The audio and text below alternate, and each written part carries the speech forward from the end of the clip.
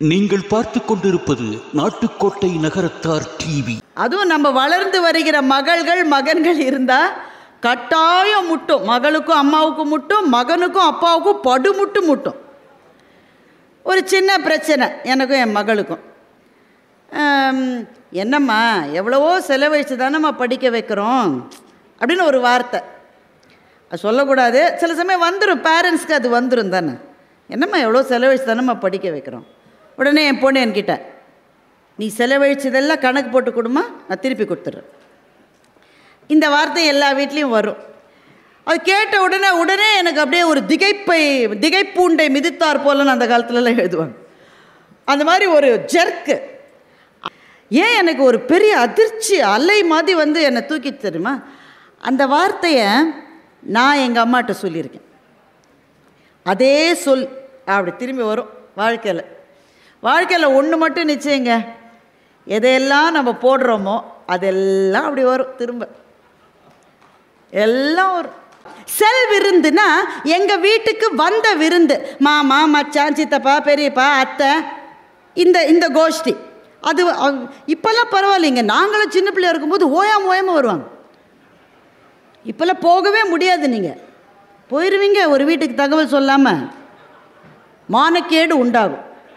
அந்த அம்மா இந்த பெருசுக்கு ஒரு பேக் வச்சுருக்கேன் பாருங்கள், நான் வச்சுருக்கேன் பாருங்கள். இந்த பேக்குன்றது ஆமை சுமந்த ஓடு மாதிரி எங்களுக்கு. அதை விட்டு எங்கேயுமே எங்களால் வாழவே முடியாது. இந்த பேக்கை பிரித்து அதில் என்னென்ன இருக்குன்றீங்க. ஒரு 4 மாதம் முன்னாடி வாங்கின மருந்து இருக்குது, அது எக்ஸ்பயர் ஆகி ஏற்கனவே 3 மாதம் ஆயிடுச்சு. ஆனால் உள்ள பத்திரமா வச்சுருக்கேன். எதுக்கும் அவசரத்துக்கு இருக்கட்டும்னு ஒரு பொட்டு, ஒரு பவுடர், ஒரு சீப்பு, 4 சேஃப்டி பின்னு, ஒரு பிஸ்கெட் பேக்கெட் எல்லாம் வச்சுருக்கேன். ஆனால் எந்த அவசரத்துக்கு நீங்கள் என்ன தேடினாலும் எதுவுமே கிடைக்காது. அதுதான் எங்கள் ஹேண்ட்பேக். ஆண்கள்லாம் ஆஃபீஸ் கிளம்புறீங்களா, வீட்டிலேருந்தே வேலை செய்கிறீங்களா, போகிறாங்கல்ல, எடுத்துகிட்டு போக வேண்டியது 4 பொருள் தானே. டிஃபன் பாக்ஸு, அநேகமாக அதை கொட்டிட்டு அந்த ஆள் வேறு தான் சாப்பிட்ருப்பார். இருந்தாலும் வரும்போது சுத்தமாக வரும் ஒரு மரியாதைக்காக. ஹெல்மெட்டு, வண்டி சாவி, செல்ஃபோன், 4 பொருள் தானே. பர்ஸு 5 பொருள். எந்த ஜென்மத்திலேயாவது 5 பொருளை எடுத்துகிட்டு படி இறங்கியிருக்காரு சொல்லுங்கள், நீங்கள் சொல்லுங்கள். அங்கேருந்து போடுன்றோம். அந்த அம்மா சந்தோஷமாக ஹெல்மெட்டை மேலேருந்து போடுது. எப்படிங்க இவ்வளவு மறதி வருது நமக்கு? பேசிக்கிட்ட நல்லா தெரியுங்க அவரை, ரொம்ப நாள் அவர் தெரியும் எனக்கு. அவர் வந்து ஏன் எப்படி இருக்கீங்க, நல்லா இருக்கேன், என்ன மறந்துட்டீங்க, எப்படிங்க உங்களை எப்படிங்க கட்டாயம் மறந்துட்டான், யாருன்னே தெரியல. சில பேர் அதோட மரியாதையாக போவாங்க, சில பேர் போக மாட்டாங்க. அப்போ நான் யாருன்னு சொல்லுங்க.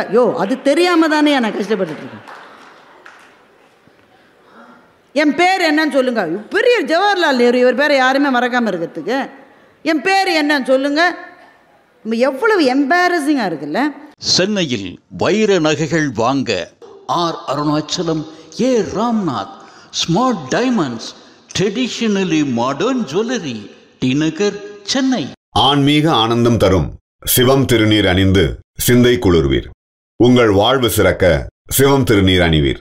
வைர நகைகளின் வியாபார சாம்ராஜ்யம் சென்னை கோடம்பாக்கத்தில் KNC Diamonds, Carat and Carat, Arimalam Muthu Kannan, Ranganayaki Kannan. ஆன்மீக சுற்றுலா அல்லது இன்பச் சுற்றுலா செல்ல வேண்டுமா? தொடர்பு கொள்ளுங்கள். Sri Murugan Travel Agency, number 10, வடக்கு ஆவணி மூலவீதி, மதுரை. தேவகோட்டையில் கண்ணம்மை மீனாட்சி சுந்தரம் திருமண மண்டபம் பேருந்து நிலையத்திற்கு மிக அருகில் அமைந்துள்ளது. 350 நபர்கள் அமரும் ஹால், 170 நபர்கள் உணவருந்த டைனிங் ஹால், 40 கார்கள் நிறுத்துகின்ற கார் பார்க்கிங், லிப்ட், ஜெனரேட்டர், குளிர்சாதன வசதியுடன் கண்ணம்மை மீனாட்சி சுந்தரம் திருமண மண்டபம், AC, தேவகோட்டை. வணக்கத்துக்கும் மரியாதைக்கும் உரிய பப்பாசி அமைப்பினுடைய தலைவர், மரியாதைக்கும் அன்புக்கும் உரிய ஐயா சேது சொக்கலிங்கம் அவர்களே, வைரவன் ஐயா அவர்களே, மணிவாசகர் பதிப்பை சார்ந்த ஐயா அவர்களே, அன்பு நண்பர் மைப்பா அவர்களே, எனக்கு முன்பு மிகவும் சிறந்த கவிதைகளை மேற்கோள் காட்டி நல்ல உரையை நல்கி இருக்கின்ற வழக்கறிஞர் ஐயா திரு நாதன் அவர்களே, மேடையிலே இருந்து வந்தவர்களை வரவேற்ற நன்றி கூறப்போகிற என்னுடைய அன்பு தம்பிகளே, நிகழ்வை தொகுத்து வழங்கி கொண்டிருக்கின்ற அன்பு தங்கை அவர்களே, அவையிலே கூடியிருக்கின்ற அருமைக்குரிய சொந்தங்களே, எல்லாருக்கும் பணிவன்பு கலந்த வணக்கங்கள். ஓரளவு இந்த வேலை நாளிலும் இங்கே வந்து திரளாக குழுமி இருக்கின்ற அன்பு சொந்தங்களுக்கு என்னுடைய நன்றியோடு என்னுடைய உரையை துவங்குகின்றேன். என்னுடைய பெயரை போட்டு இங்கே இடப்பட்டிருக்கிற தலைப்பு நான் தந்த தலைப்பு அல்ல. இந்த தலைப்பு திருக்குறளிலிருந்து அமைந்தது ஒரு பொருத்தம்தான். என் தங்கை சொன்னது போல என்னுடைய மனம் கடந்த ஒரு 6 மாதங்களாகவே ரொம்ப திருக்குறளின் பக்கமாகவே சென்று கொண்டிருக்கிறது. டைம்ஸ் ஆஃப் இந்தியா நாளிதழில் ஆங்கிலத்தில் திருக்குறளை எடுத்துக்கொண்டு அதற்கு வாழ்வியல் நிகழ்வுகளோடு அதை பொருத்தி எழுதுகிற அனுபவம் ஒரு மகத்தான அனுபவமாக இருக்கின்றது. அதனால் அவர் ஐயா பேசுகிற போது ஒன்று சொன்னார், ரொம்ப சுவாரஸ்யமாக இருந்தது. ஒரு சொல்லை சொல்லுகிற இடம், சொல்லப்பட்ட நபர், சொல்லுகிற பேர் வழி, இதையெல்லாம் வைத்து அதனுடைய பொருள் மாறிக்கொண்டே இருக்கும் என்று சொன்னார்.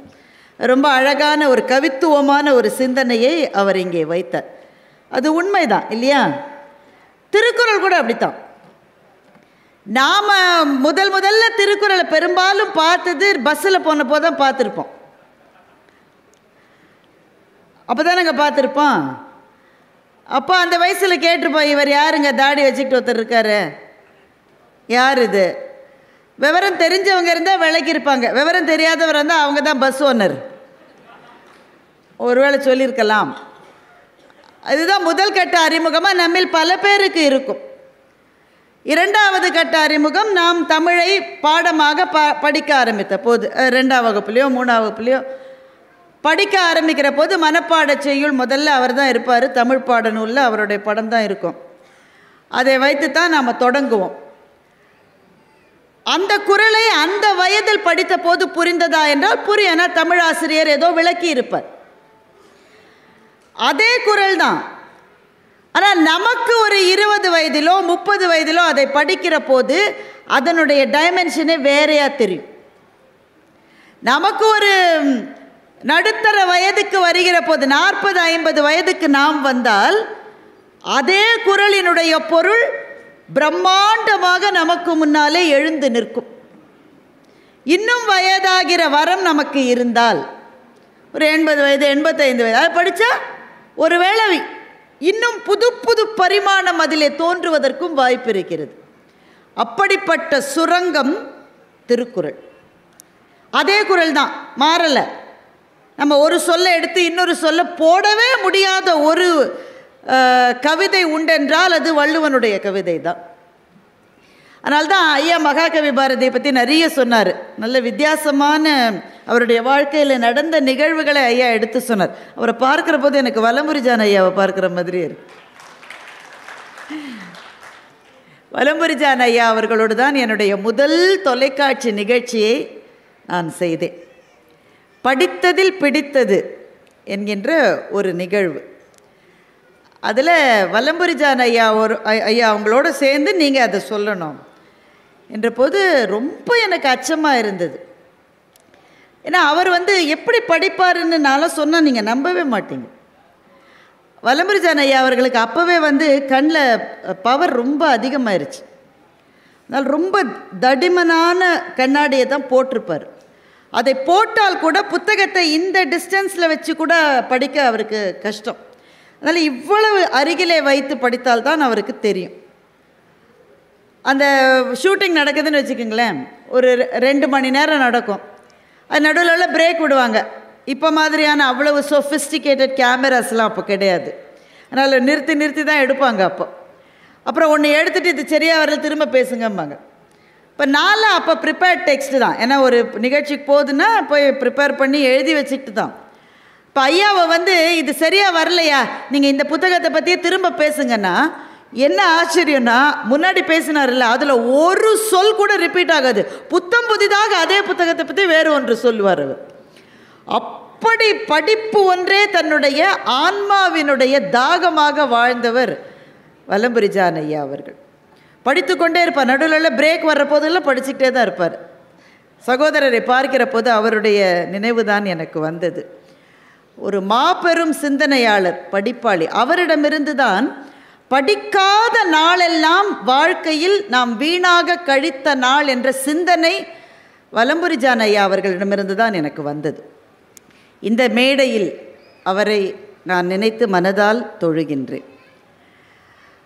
ஒரு குறள் நாம் வளர வளர வேறு வேறு பரிமாணங்களை எப்படி, உங்களுக்கு அந்த கேள்வி, அது எப்படிங்க அதே குறள் தானே, அதே 2 அடி தானுங்க, யாராவது மாற்றினாங்களா? பொருள் ஏதாவது டிராஸ்டிக்காக மாறிச்சா? அந்த சொல்லினுடைய பொருளே சில சமயம் மாறிடும்.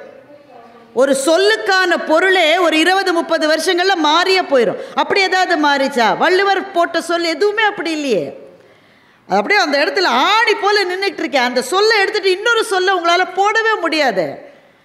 அதனால்தான் மகாகவி பாரதி வள்ளுவரை பற்றி சொல்லுகிற போது, திருக்குறள் உறுதியும் தெளிவும் ஆழமும் அழகும் கருதி நான் தமிழச் சாதியை அமரத்தன்மை கொண்டது என்று நினைத்தேன்னு மகாகவி பாரதி சொல்றார். அல்ல, முதல்ல போடுகிற சொல்லே உறுதி. அது எப்படிங்க ஒரு கவிதைக்கு உறுதி எப்படிங்க இருக்கும்?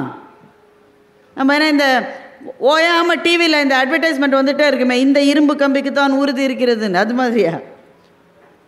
ஒரு சொல்லுக்கு எப்படி உறுதி இருக்கும்? உறுதின்றது என்னன்னா, அந்த சொல்லை எடுத்துகிட்டு இன்னொரு சொல்ல உங்களால் போடவே முடியாது. அந்த ஒரு சொல் தான் அங்கே நிற்க முடியும். அதுதான் உறுதி. திருக்குறளினுடைய உறுதி அப்படிப்பட்ட உறுதி. அப்போ உறுதியான சொற்கள் கொண்ட திருக்குறளினுடைய பொருள் நமக்கு வயதாக வயதாக எப்படி மாறுகிறதுன்னு உங்களுக்கு கேள்வி வரலாம். மாறும். அதுக்கு காரணம் திருக்குறள் அப்படியே தான் இருக்கு. நாம தான் வாழ்க்கையிலே வளர்ந்து வந்து நம்முடைய பார்வைகள் விரிவடைகிற போது முன்பு புரிந்த பொருளை காட்டிலும் முற்றிலும் வேறான இன்னொரு பொருளை நமக்கு முன்னாலே தருகின்ற ஒரு களஞ்சியமாக, பொக்கிஷமாக திருக்குறள். ஒரு உதாரணம் சொல்லட்டேன். மகன் தந்தை காற்றும் உதவி இவன் தந்தை என்னோற்றான் கொல் என்னும் சொல். இது அநேகமாக மனப்பாட பகுதியில் கட்டாயம் வந்திருக்கும், எல்லாருமே படிச்சிருப்பீங்க. அதனால தான் இந்த குறளை எடுத்துக்கிட்டேன். மகன் தந்தை காற்றும் உதவி இவன் தந்தை என்னோற்றான் கொல் என்னும் சொல். ஒரு பையன் அப்பாவுக்கு செய்யக்கூடிய பெரிய உதவி என்னவென்றால், இப்படிப்பட்ட ஒரு பிள்ளையை பெறுறதுக்கு அவங்க அப்பா எவ்வளோ கொடுத்து வச்சுருக்கணுன்ற சொல் இருக்குது பாருங்கள். இதை நாம் படிச்சிருப்போம், மனப்பாடம் பண்ணியிருப்போம், எழுதியிருப்போம். இதை படித்து மனப்பாடம் செய்து எழுதிய போது நம்முடைய மனத்திலே என்ன உணர்வு இருந்தது? 2 மார்க் வாங்கணுன்ற உணர்வு இருந்தது. அவ்வளோதான் இருந்திருக்கும். உண்மையை சொல்லுங்கள், அதுதான் இருந்திருக்கும். இதை மாற்றினா சில தமிழ் டீச்சர்லாம் அப்போ நான் சொன்ன மாதிரி நீ எழுதலேன்னு குறைச்சிடும். நாமே கோனார் நோட்ஸை பார்த்து கஷ்டப்பட்டு படித்து எழுதியிருக்கோம். நான் பேசி முடித்த பிறகு தான் இவர் டீ கொடுக்குறாரு. சரி, பரவாயில்ல. அவ்வளோதானே நமக்கு புரிஞ்சுது. நமக்கு அதில் ஒன்றும், அதுக்கு மேலே அதை ஒன்றும் புரியல. எங்கள் அப்பாவுக்கு நான் என்ன உதவி செய்கிறது? நான் பிள்ளையாக இருக்கிறது எங்கள் அப்பாவுக்கு பெரிய உதவின்ற நினைப்பில் தான் அப்போ நம்ம இருப்போம். அந்த வயசு அப்படித்தானே. ஒன்னெல்லாம் நான் அப்பாவை வச்சுருக்கேனே, என்னை நீ அப்ரிஷியேட் பண்ணோன்ற ஒரு பையன் அந்த வயதில் அப்படித்தான் இருக்கும். ஆனால் நாம் ஒரு நடுத்தர வயதுக்கு வருகிற போது இந்த குறள் நமக்குள்ளே வேறு வேறு தாக்கங்களை ஏற்படுத்துகிறது. சமீபத்தில் எனக்கு நடந்த ஒரு நிகழ்வையே சொல்கிறேன்னே. எனக்கும் என் மகளுக்கும் ஒரு வாக்குவாதம். யார் வீட்டில் இல்லை? எங்கள் வீட்டில் எப்போதும் எல்லா நாளும் கார்த்திகைன்னு யாரை சொன்னால் நம்பாதீங்க, அப்படிலாம் ஒரு வீடு இருக்காது. அதுவும் நம்ம வளர்ந்து வருகிற மகன்கள் இருந்தால் கட்டாயம் முட்டும். மகளுக்கும் அம்மாவுக்கும் முட்டும், மகனுக்கும் அப்பாவுக்கும் படுமுட்டு முட்டும். ஒரு சின்ன பிரச்சனை எனக்கும் என் மகளுக்கும். என்னம்மா எவ்வளவோ செலவழித்து தானம்மா படிக்க வைக்கிறோம் அப்படின்னு ஒரு வார்த்தை. அது சொல்லக்கூடாது, சில சமயம் வந்துடும், பேரண்ட்ஸ்க்கு அது வந்துடும் தானே. என்னம்மா எவ்வளோ செலவழித்து தானம்மா படிக்க வைக்கிறோம். உடனே என் பொண்ணு என்கிட்ட, நீ செலவழிச்சதெல்லாம் கணக்கு போட்டு கொடுமா, நான் திருப்பி கொடுத்துட்றேன். இந்த வார்த்தை எல்லா வீட்லேயும் வரும். அது கேட்ட உடனே எனக்கு அப்படியே ஒரு திகைப்பூண்டை மிதித்தார் போலன்னு அந்த காலத்துலலாம் எழுதுவாங்க. அந்த மாதிரி ஒரு ஜெர்க்கு.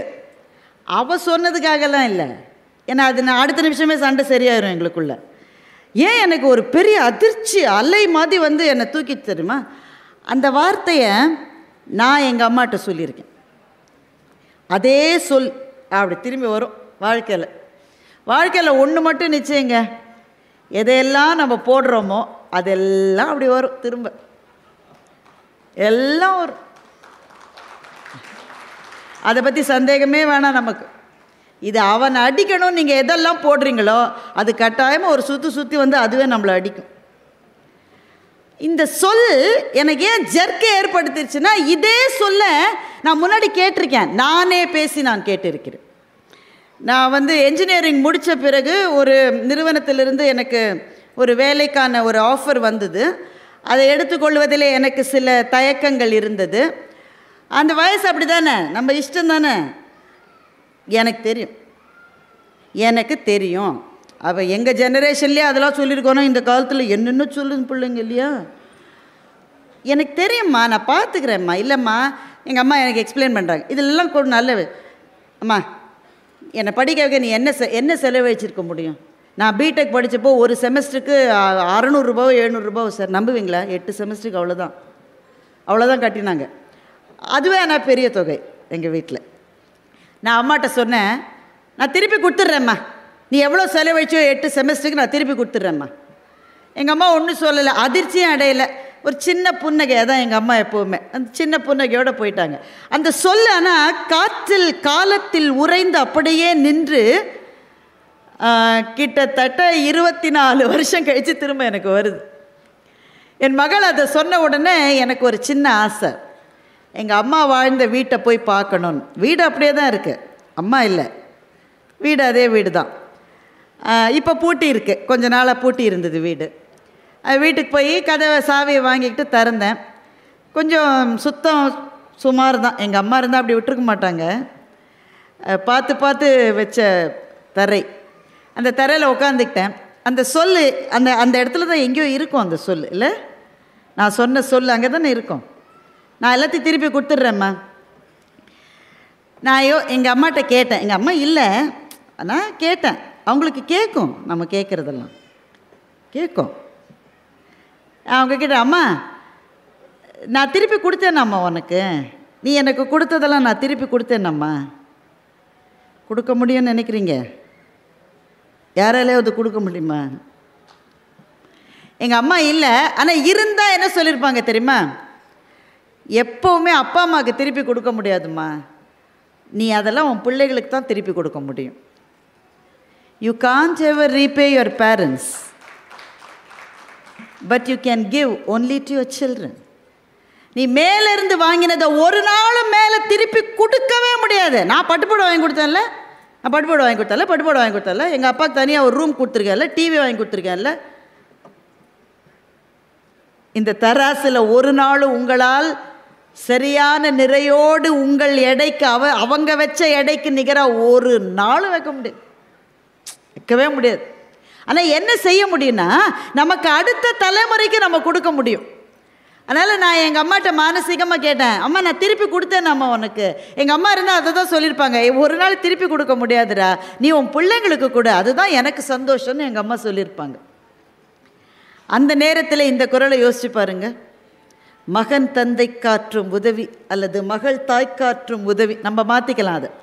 அந்த அளவு மாற்றத்தை வள்ளுவர் ஒத்துக்கொள்ளுவார். மகன் தந்தை காற்றும் உதவி இவன் தந்தை என்னோற்றான் கொல் எனும் சொல். நம்ம அப்பா அம்மாவுக்கு நாம் ஏதாவது செய்யணும்னா ஒன்றே ஒன்று தான் செய்ய முடியும். என்ன, நல்ல பிள்ளைங்களை பெற்று வளர்த்துருக்காங்க மகராசி அப்படின்னு ஒரு பேர் அவங்க வாழும் காலத்தில் அவங்க காதில் விழற மாதிரி நாம் ஏதாவது ஒன்று செஞ்சால் அது ஒன்று தான் நம்முடைய பெற்றோருக்கு கொஞ்சமாவது திருப்பி கொடுத்ததற்கான அடையாளம் என்று வள்ளுவர் சொல்லியிருக்கிறார் என்பது புரிய நான் வாழ்க்கையினுடைய நடுத்தர பகுதிக்கு வர வேண்டி இருக்கிறது. இதே குறளை தானேங்க நான் படித்தேன் 3ஆம் கிளாஸில். எனக்கு அப்போ இந்த பொருள் புரியலையே. எனக்கு புரிவதற்கு நாம் ஒரு வாழ்க்கையை வாழ வேண்டி இருக்கிறது. அந்த வாழ்க்கையினுடைய அனுபவங்களுக்குள் நாம் தூய்க்க வேண்டி இருக்கிறது. இதுதான் குறள். நான் ஒரு உதாரணத்துக்காக இந்த குறளை சொன்னேன். குறள் அதே தான், அது வாமனன் வந்தது போல அதே 2 அடியில் தான் இருக்கும். சில சமயங்களில் விஸ்வரூபமாக அது நம் முன்னால் நிற்கும். அது அப்படித்தான் இருக்கிறது. வாழ்க்கையை பற்றிய நம்முடைய பார்வையும் கோணமும் மாறுகிற போது குறள் விஸ்வரூபம் எடுப்பதை நம்மால் தரிசிக்க முடிகிறது. அதுதான் திருக்குறள். அந்த திருக்குறளிலிருந்து தான் ஐயா ஒரு குறளை எடுத்து போட்டிருக்கிறார். உடையார் முன் இல்லார் போல ஏக்கற்றும் கற்றார் கடையரே கல்லாதவர் என்கின்ற திருக்குறளை, முழு திருக்குறளுமே தான் தலைப்பு. அந்த திருக்குறளை எங்கே பாதியில் வெட்டினாலும் பொருள் முழுக்க வராது. உடையார் முன் இல்லார் போல, நம்மகிட்ட காசு இல்லைங்க, ஒருத்தட்ட கடன் கேட்டு போகிறோம், எப்படி போய் நிற்போன்னு நினைக்கிறீங்க? பணிவா? இப்போ கடன் கொடுத்தவன் தான் இப்போ பணிவாக இருக்கும், அது வேறு விஷயம். ஆனால் வாங்க போகிற சமயத்தில் நம்ம எப்படி நிற்போம்? ஐயோ இவன் கொடுத்துடணுமே, கடவுளே இவன் மனசில் நல்ல எண்ணத்தை ஏற்படுத்து, இவன் எப்படியோ கொடுத்துடணும் இவன். நம்ம அப்போ இல்லாத பணிவெல்லாம் காட்டுவோம். நம்ம கொஞ்சம் கெத்து தான், நம்ம ரக்கெட்டு தான், நம்ம அவ்வளோ சாஃப்ட்டு கிடையாது.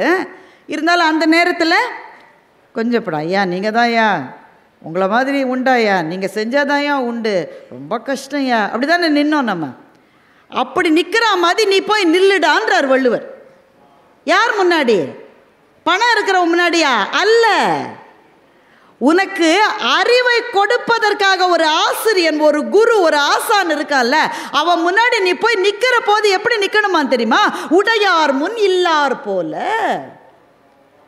பணம் இருக்கிறவன் முன்னாடி, பண தேவை இருக்கிறவன் எப்படி பணிவோடு இருப்பானோ அப்படி அறிவிலே குறைந்த நீ அறிவு மிகுந்தவர்கள் முன்னால் போய் அந்த அறிவுக்காக காத்து நிற்கிற போது அந்த பணிவு உனக்கு வேண்டும் என்று வள்ளுவர் சொல்லுவது தான் எனக்கு இன்றைக்கு தலைப்பாக கொடுத்திருக்கிறார்கள். ஏக்கற்றும் கற்றார், அவன்தான் படித்தவன். படிக்கிற போது பணிவோடு ஏன்னா எல்லா ஆசிரியர்களும் எல்லாவற்றையும் சொல்லித்தர மாட்டார்கள், உண்மைதானே? தனக்கு தெரிந்ததனுடைய கடைசி அட்சரம் வரை சொல்லிக் கொடுக்கிற ஆசிரியர்கள் சில பேர் உண்டு, அவர்களுக்கு வணக்கம். ஆனால் எல்லா ஆசிரியர்களும் அப்படி இருப்பாங்கன்னு சொல்ல முடியாது. ஏன்னா ஆசிரியருக்கு தெரியும் இது இவ்வளவுதான் தாங்கும், இதுக்கு மேலே தாங்காதுன்னு. அதனால தான் ஒரே கிளாஸில் ஒரே மாதிரி ஆசிரியர் சொல்லித்தர போது ஒருத்தன் எங்கேயோ போகிறான், ஒருத்தன் எங்கேயோ கீழே விழுறானே, ஏன்? அதே ஆசிரியர் அதே தான் சொல்லி கொடுத்தாரு. அப்போ வாங்குகிறவனுடைய கொள்ளும் திறம் குறித்து ஆசிரியர் சொல்லுகிற போது ஒருத்தன் நல்லாறான், ஒருத்தன் நல்லா இல்லாமல் இருக்கான். அதனால் ஆசிரியர் முழுவதும் சொல்லித்தரவில்லையோன்னு தோன்றுகிற போது நீ முன்னாடி போய் பணிந்து நின்று, ஐயா எனக்கு புரியலைங்கய்யா, இன்னும் கொஞ்சம் விளக்கமாக சொல்லுங்கய்யான்னு கேட்கணும். இப்போ கேட்குறாங்க, சொல்லுங்க, கேட்குறாங்களா? கேட்குறாங்களா?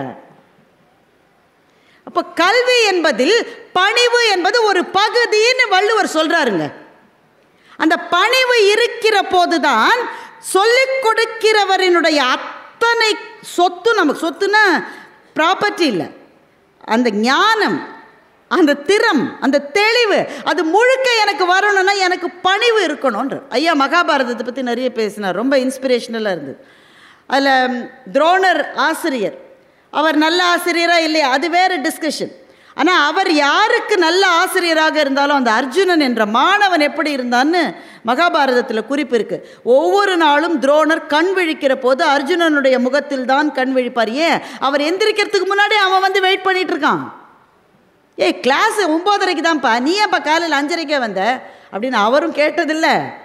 அவனும் இந்த ஆளோட முகத்துலையே நான் ஒவ்வொரு நாளும் முழிக்கணும், ஏம்மா அலாம் வச்சு எழுப்பி விடுமா என்ன, அந்த ஆள் எதிர்பார்த்துருப்பாம்மா என்ன, ஒவ்வொரு நாளும் நச்சுமா அந்த ஆள், ஒரு சண்டே கிடையாது, ஒரு பொங்கல் ஹாலிடே கிடையாது, அப்படிலாம் அவன் நினைக்கல. இந்த கற்றுக்கொள்ளுகிற அந்த வெறி மனசில் இருந்ததுன்னு வச்சுக்கோங்களேன், அவன் கண்ணாடியில் கூட முகத்தை பார்க்க மாட்டான். ஸ்டூடெண்ட்டுன்றவன் அப்படி தான் இருக்கணும், கண்ணாடியில் முகத்தை பார்க்க அவனுக்கு டைம் இருக்கக்கூடாது. நாம் தலையை மாத்திரம் 27 நிமிஷம் கலைச்சி விட்றோம். தலையை சீவினான்னு நான் சொல்லலை, தலையை கலைச்சி விட்றேன். அந்த படிக்கிற பருவத்தில் அந்த படிப்பு மேலே இருக்கிற அந்த அந்த அந்த பேஷன் இருப்பாருங்க. அவன் கண்ணாடியில் கூட முகம் பார்த்துருக்க மாட்டான் பல நாள். சோத்தை நீங்கள் போட்டால் என்ன சோறுன்னே பார்க்க மாட்டான். சாப்பிட வேண்டியது ஒரு கடமை, ஏன் உயிரோடு இருப்பதற்கு அது தேவை. அது சாப்பிட்டுட்டு ஓடு. அந்த ஆசிரியரிடமிருந்து அப்படியே அதை வாங்கிக்கணும். ஒரு காதலியை நோக்கி காதலன் போகிறத விட அதிக பேஷன், கற்கிற ஆர்வம் இருக்கிறவனுக்கு ஆசிரியர்கிட்ட இருக்கும். அப்படிதான் அர்ஜுனன் போய் நிற்பான். கண்ணை இப்போ அவருடைய மகனுக்குமே அவர் தான் ஆசிரியர், அஸ்வத்தாமனுக்குமே துரோணர் தான் ஆசிரியர்.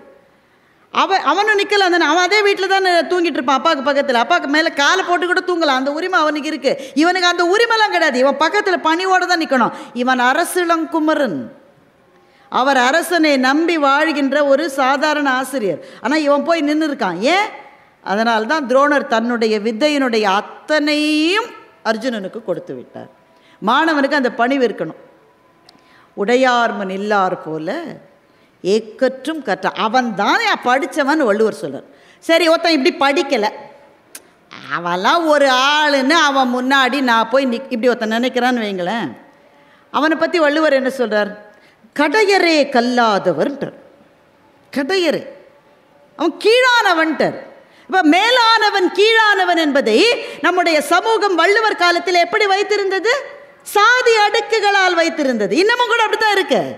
ஒரு மேலே ஒருத்தன் கீழேனா ஆட்டோமேட்டிக்காக நம்ம மைண்டு அவனுடைய ஜாதியை வச்சு சொல்றியா என்பது தான் நம்முடைய சிந்தனையாக இப்போதும் கூட இருக்கு. ஆனால் வள்ளுவர் என்ன சொல்றாரு? இவன் கீழானவன். ஏன் தெரியுமா? அவன் பிறப்பை வச்சு சொல்லலை, அவன் ஜாதியை வச்சு சொல்லலை, அவன் காசு இருக்கா இல்லையான்றதை வச்சு சொல்லலை. ஆனால் படிக்க ஆர்வம் இல்லாதவன் கடையரே கல்லாதவன். உனக்கு ஸ்கூல் ஃபீஸ் கட்டியிருக்கு தம்பி, பஸ்ஸு வந்துருண்டா, ராஜா எந்திருடா, ஆட்டோ வந்துருண்டா, சாப்பிட்டுட்டு கிளம்புடானாக்கா போமா அப்படின்னு உதச்சிட்டு அந்த பக்கம் படுத்துக்கிறோம். இந்த பக்கம் ஏன் உதச்சானா அப்பா இங்கே படுத்துருக்காரு, அதனால் இந்த பக்கம் உதச்சிட்டு அப்படி போகிறோம். அப்போது அந்த தாகம் இருக்கிறவன் அவன் தான் கற்றவன், அது இல்லாதவன் கடையரே கல்லாது. எவ்வளோ அழகு பார்த்தீங்களா திருக்குறளில். நீங்கள் மேலோட்டமாக கூட அதை பார்க்கலாம், ஒன்றும் பிழை இல்லை. ஆனால் அது உள்ளே போக போக போக அது, அதனால தான் மகாகவி பாரதி திருக்குறள் தெளிவும், அதாவது தெளிவை தான் முதல்ல சொன்னார் இல்லையா, ஆழமும். மேலேருந்து பார்த்தா நீங்கள் கோதாவரி ஆறுக்கெல்லாம் போனீங்கன்னு வச்சுக்கோங்களேன், மேலேருந்து பார்த்தா அவ்வளோ ஆழம்னு தெரியாது. பார்க்குற சும்மா தான் இருக்குன்னு காலை வச்சா போயிடுவான் உள்ளே. அப்புறமா அவனை பாதாள சங்கிலி போட்டு தான் எடுக்கணும் அவனை. திருக்குறள் அப்படிப்பட்டது தான். நீங்கள் லேசாக நினச்சி காலை வச்சா அப்படி இழுத்துருவது, அவ்வளவு ஆழம் கொண்டது. பார்க்க பார்க்க வாழ்க்கையினுடைய ஒவ்வொன்றையும் பார்க்க பார்க்க குறள் நமக்கு புது புது புது புது புது புது பொருளை தருகிறது. எத்தனை பேருடைய வாழ்க்கையை வள்ளுவம் மாற்றி போட்டு இருக்கிறது தெரியுமா? எத்தனை பேருடைய வாழ்க்கையை மாற்றி போ. இந்த ஆத்ம வாசகம்னு சொல்லுவாங்க. அதாவது நம்மளுடைய வாழ்க்கையில் ரொம்ப டிஸ்ட்ரெஸில் இருப்போம், எல்லாரோட லைஃப்லேயும் அது இருக்கும். மிக மிக மிக கீழான நிலையில் வந்துடுவோம். ஒன்று வேலை கிடைக்கலன்னு வச்சுக்கோங்க, இல்லை திருமணத்தில் ஏதாவது பிரச்சனை, திருமணம் ஆறதே இன்றைக்கி பிரச்சனை, அது வேறு விஷயம். திருமணம் ஆன பிறகு பிரச்சனை, இல்லை யாரும் ஏமாற்றிட்டான், பார்ட்னர்னு நினச்சிங்க முதுகலை குத்திட்டான், கிடைக்கும்னு ஒரு வேலையை நினச்சிங்க கிடைக்கல, லாபம் வரும்னு நினச்சிங்க படு நஷ்டமாயிருச்சு, வர வேண்டிய இடத்துலேருந்து காசு வரல, அவமானம், எவ்வளவு பிரச்சனைகள் லைஃப்பில் இருக்குல்ல. இது அதெல்லாம் எதுவுமே எனக்கு தெரியாதுன்னு ஒருத்தர் கூட அந்த கூட்டத்தில் இருக்க முடியாது. எல்லாருக்கும் அவங்கவுங்க வயசுக்கு ஏற்ற மாதிரி ஏதோ இப்போ உறவுக்காரர்களால் எத்தனை பிரச்சனைங்க, ஒன்றா ரெண்டா சொல்ல முடியுமா? வாய் விட்டு கூட சொல்ல முடியாது. எத்தனை சிக்கல்கள் வாழ்க்கையினுடைய எந்த கட்டத்தில் இருந்தாலும் நம்ம ரொம்ப தனிமையாயிடும். பிரச்சனைகள் வருகிற போது நம்மை தாக்குகிற முதல் விஷயம் தனிமை. ஏன்? யார்ட்டையுமே வாய் திறந்து சொல்ல முடியாது, சொல்ல முடியாது. சொன்னீங்கன்னு வைங்க, அப்படியா ஐயோ அப்படின்ட்டு நீங்கள் போகிற எனக்கு அப்போவே தெரியும் எனக்கு இந்த கதி தான் கிடைக்கும், என்ன ஆட்டம் ஆடினோம் அப்படி தான் சொல்லுவாங்க. சொந்த அண்ணன் தம்பிகிட்டே சொல்ல முடியாதுங்க. நம்ம ஓப்பனாக பேசலாம், என்ன இப்போ சொந்த அண்ணன் தம்பிகிட்டே சொல்ல முடியாது. அண்ணன்ட்ட கூட சொல்லிடலாம், ஆனால் அண்ணன் ஒய்ஃப் என்ன நினைப்பாங்களோ, அண்ணி என்ன நினைப்பாங்களோ சொல்லலாமா வேணாமா? ஃப்ரெண்டு தான், கூடவே இருந்தவன் தான், அவன்கிட்ட கூட சில விஷயத்த சொல்ல முடியாது. அப்போது வாழ்க்கையினுடைய மிக சிக்கலான காலகட்டங்களில் நாம் இருக்கிற போது நமக்கு என்ன கிடைக்கும்னா தனிமை தான் கிடைக்கும். இந்த தனிமையிலிருந்து வெளியே வந்தால் தான் ஜெயிக்க முடியும். ஆனால் வெளியே வர்றதுக்கு ஏதோ ஒன்று பிடிச்சிக்கணுமே. கிணத்துல விழுந்துட்டேன் சார்னா, கிணத்துல விழுந்துட்டேன், சுற்றி இருட்டு தான் இருக்கு. யாராவது ஒருத்தர் கையை நீட்டினா தான் பிடிச்சிட்டு நான் மேலே வரணும். ஒருத்தர் கை நீட்டினோன்னா அவர்கிட்ட நான் சொல்லணும், ஐயோ நான் கிணத்துல இருக்கேன்ப்பா. ஆனால் சொல்கிறதுக்கு என்னுடைய மான உணர்ச்சி தடுக்கிறது. நான் சொன்னாதான் கை நீட்டுவான், நான் சொல்லாமலேயே எது எனக்கு கை நீட்டும் என்றால் சாகாவரம் பெற்ற இலக்கியங்கள், குறள் மாதிரியான இலக்கியங்கள் தான் பள்ளத்தில் விழுந்து கிடக்கிற நம்மை ஏற்றிவிடும். ஒரு குறளை வைத்து கொண்டு வாழ்க்கையில் மேலே வந்தவர்கள் எல்லாம் உண்டு. குறள் எத்தனை வாழ்க்கையை மாற்றப்படும். ஒரு கதை சொல்லட்டா உங்களுக்கு. திருக்குறள் தான் இந்தியாவிலே மிக மிக அதிகமாக மொழிபெயர்க்கப்பட்ட இலக்கியங்களுள் முதல் அல்லது இரண்டாவது இடத்திலே இருக்கிற நூல் என்றால் அது குறள் தான். முதல் 3க்குள்ள கட்டாயமாக இருக்கும். 100க்கும் மேற்பட்ட டிரான்ஸ்லேஷன்ஸ் இருக்கிற புத்தகம் என்பது குறள் தான். ஆனால் முதல்ல வந்த டிரான்ஸ்லேஷன்ஸோட ஹிஸ்ட்ரியெல்லாம் பார்த்தா ரொம்ப ஆச்சரியமாக இருக்கும். மிஷினரிஸ் வந்தாங்க இல்லையா இங்கே, அவர்களுடைய நோக்கம் என்பது அவர்களுடைய சமயத்துக்காகத்தான் வந்தார்கள். அப்படி வந்தவர்களை குறள் அப்படியே காந்த மாதிரி கவர்ந்து இழுத்திருக்கிறது.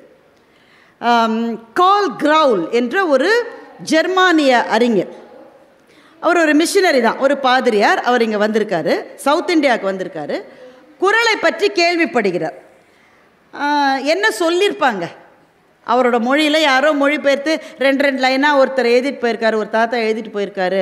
ரொம்ப வருஷமாக இருக்குன்றாங்க, தமிழில் ரொம்ப பெரிய நூலுன்றாங்க. அவர் எவ்வளோ பார்த்துட்டு வந்திருக்காரு? அவர் ஆங்கிலத்தில் எவ்வளோ பார்த்துருப்பாரு, ஜெர்மனில் மொழியில் எவ்வளோ? அவர் என்ன நினைப்பில் இருந்திருப்பாரு? எங்கள் ஐரோப்பிய மொழிக்கு மேலே உங்கள் ஊரில் ஒரு புக்கு இருக்கா, அப்படி தானே அவர் நினச்சிருப்பார். அப்படிதானே நினைச்சிருப்பாரு. ஏன்னா ஐரோப்பாவினுடைய கலாச்சாரம் தான் உலக நாகரீகத்தினுடைய தொட்டிலாக இருந்த காலகட்டம் அது. இந்த மாதிரி ஒரு மொழி இருக்கணும், இந்த மொழியில் இப்படி ஒரு நூல் இருக்கணும், அவருக்கு யார் அறிமுகப்படுத்தியிருக்க முடியும்? அப்போ அவர் கேட்டா அப்படியா, ஓகேன்னு சொல்லியிருப்பார். ஒரே ஒரு திருக்குறளை யாரோ ஒருத்தர் அவர்கிட்ட சொல்லியிருக்காங்க. ஒரு திருக்குறளுங்க, 1330 சொல்லலை, ஒரே ஒரு திருக்குறள். அதை கேட்ட உடனே மனுஷன் இப்படி கூட எழுத முடியுமா? இதை நான் புரிஞ்சுக்கணுன்னா அந்த மொழியில் நான் படித்ததான் எனக்கு புரியும். ஒரு படைப்பாளியினுடைய ஆன்மாவை நீங்கள் தரிசிக்க வேண்டும் என்றால் அந்த படைப்பாளி எந்த மொழியில் எழுதியிருக்கிறானோ அந்த மொழியில் தான் நீங்கள் படிக்க வேண்டும். அதனால்தான் இலக்கியத்துறையிலே இருப்பவர்கள் எவ்வளவு மொழிகளை கற்கிறார்களோ அவ்வளவு அவங்களுக்கு நல்லது. இந்த மொழி வேண்டாம், அந்த மொழி வேண்டான்னு மற்றவர்கள் சொல்லலாம். இலக்கியத்துறையிலே இருப்பவர்கள் அப்படி சொல்லவே கூடாது ஒரு நாள். படைப்பாளியினுடைய ஆன்மாவை நீங்கள் தரிசிக்க வேண்டும் என்றால் அந்த மொழியில் தாங்க அதை நீங்கள் படிக்கணும். நீங்கள் இவர் உடனே சொல்லிட்டார், இந்த மொழியை நான் தமிழ் ஒரு எழுத்து தெரியாதுங்க அவருக்கு.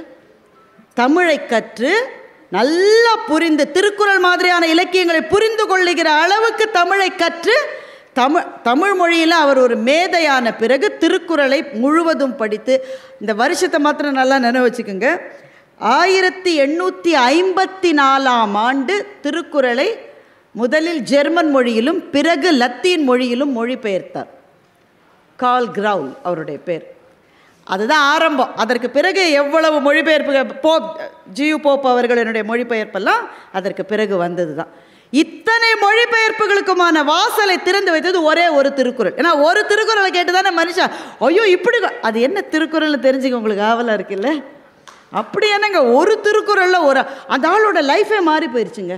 அவர் எதுக்காகவும் இங்கே வந்தார், எல்லாத்தையும் விட்டு தமிழ் மொழியில் ஸ்காலர் ஆகி அந்த பாதையை மாற்றிட்டார். வாழ்க்கையை திருப்பி போட்ட குறள். அது என்ன குறள்? அப்படி என்னங்க ஒரு குறளில் இருந்திருக்க முடியும்? அது இந்த குறள் தான். இரு நோக்கு இவள் உன் கண் உள. இப்படி நான் சொன்ன உடனேயே இந்த குறள் எங்கே இருக்குன்னு உங்களுக்கு தெரியும்ல. இது காமத்துப்பாலில் வருகிற குறள், காதலை பற்றி வள்ளுவர் எழுதிய குறள். இரு நோக்கு இவள் உன் கண் உள. ஒரு நோக்கு நோய் நோக்கு, ஒன்று அந்நோய்க்கு மருந்து. இதுதான் அந்த குறள். இப்போ இந்த குறளை ஒருவேளை இது மட்டும் நீங்கள் கேள்விப்படலைன்னா இதை போய் படித்து பாருங்கள். உங்கள் வாழ்க்கையில் எப்போவாவது காதலிச்சிருந்தா இந்த குறள் புரியும்.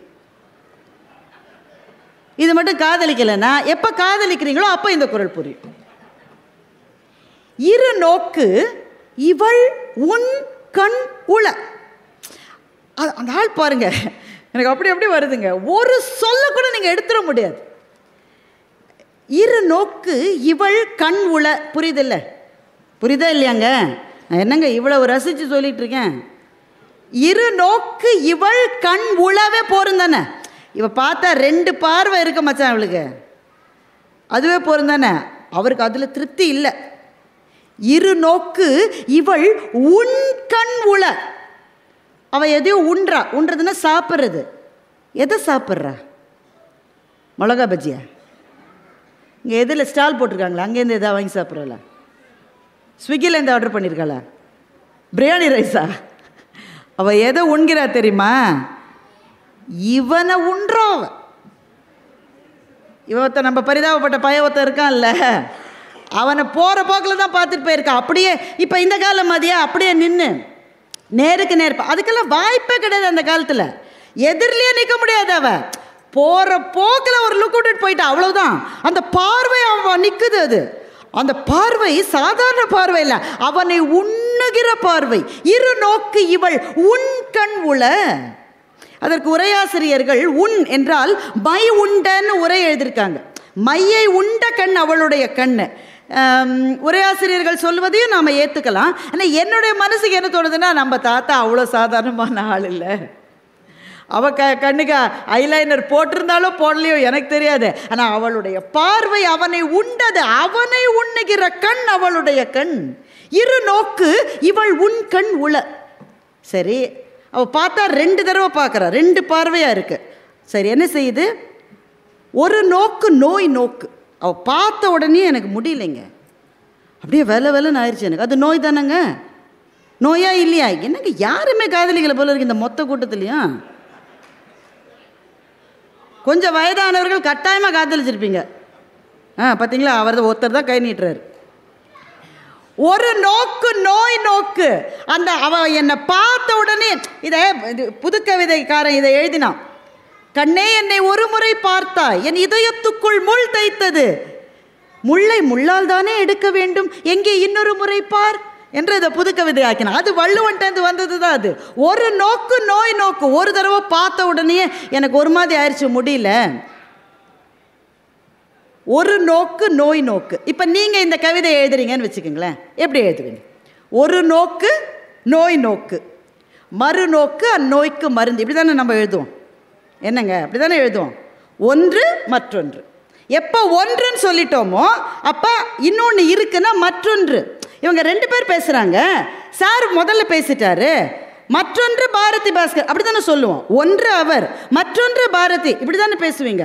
அப்போ ஒன்று என்று வந்த போதே மற்றொன்றுன்னு தானே நம்ம சொல்லணும். ஆனால் வள்ளுவர் அப்படி சொல்லலையே. ஒரு நோக்கு நோய் நோக்கு, ஒன்று நோய்க்கு மருந்து. மற்றொன்றுன்றதை ஏன் வள்ளுவர் சொல்லலை? இந்த கேள்வி வருதா இல்லையா நமக்கு? எனக்கு வருதுப்பா, உங்களுக்கு வருதா இல்லையான்னு எனக்கு தெரியல. இதை மற்றொன்றுன்னு சொன்னாலே அந்த தரத்தில் அதுலேருந்து கொஞ்சம் குறைஞ்ச மாதிரி ஆயிடுச்சு. Nothing is equal to this. 2 தத்தன் அளவில் முழுமை பெற்றவை. அதனால் மற்றொன்றுன்னு சொல்கிறதுக்கு அவருக்கு மனசில் ஒன்று நோய் நோக்கு, ஒன்று அந்நோய்க்கு மருந்துன்னு முடிச்சிட்டார். ஒரே 7 சொற்கள் தாங்க.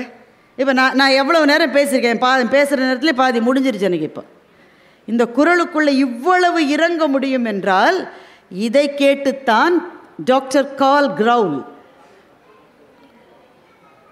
ஒரு குறளுக்குள்ளே இவ்வளவு அழகு இருக்குன்னாக்க, அண்ட் ஹி கால்ஸ் இட் டர்ஸ்னஸ். டர்ஸ் அப்படின்ற சொல் இருக்குல்ல, ஆங்கில சொல், அடர்த்தி. அதுதான் சரியான மொழிபெயர்ப்பு, அடர்த்தி. அந்த சொல்லுக்குள்ளே எவ்வளவு செறிவு, எவ்வளவு அடர்த்தி.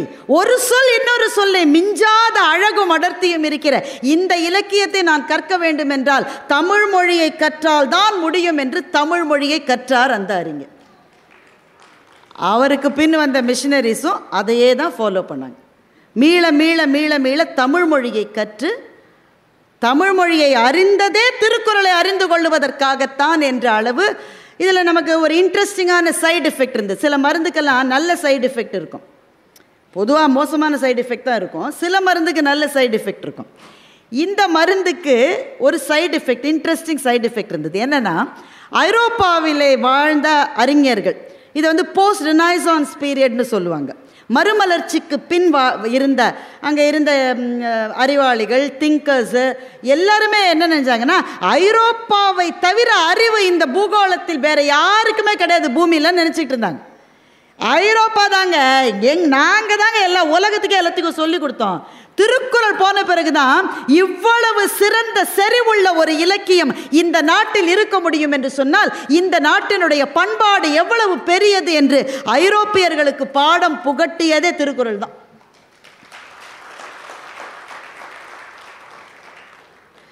இந்த மாதிரி நிறைய சொல்லிக்கிட்டே போக முடியும். ஆனால் அதனுடைய அழகை தரிசிப்பதற்கு வாழ்க்கை அனுபவங்கள் நமக்கு துணை புரிகின்றன. அதுதான் இப்போ ஒரு குறள் இருக்குது, செல்விருந்து ஓம்பி வருவிருந்து பார்த்திருப்பான் நல்விருந்து வானத்தவர்க்கு.